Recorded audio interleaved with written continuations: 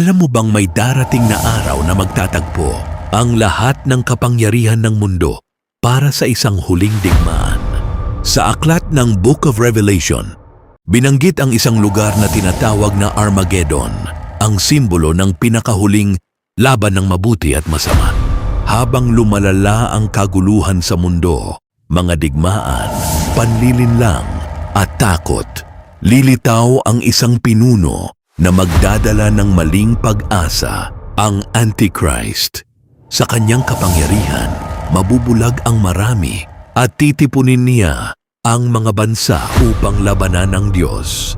Kasabay nito, ang kadiliman ay lalakas at ang presensya ni Satan ay lalong mararamdaman. Nag-uudyok ng kaguluhan at pagkawasak.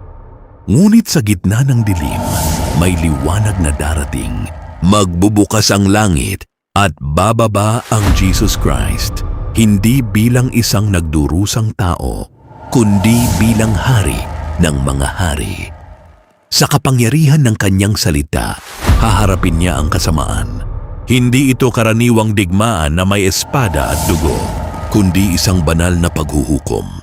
Sa isang iglap, mawawasak ang panlilinlang.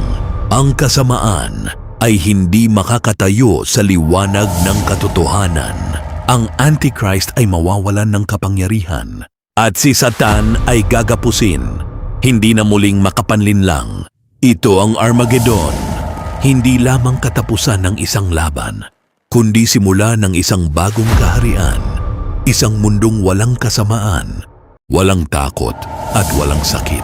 Isang paalala na sa huli, ang liwanag ang laging magtatagumpay laban sa dilim.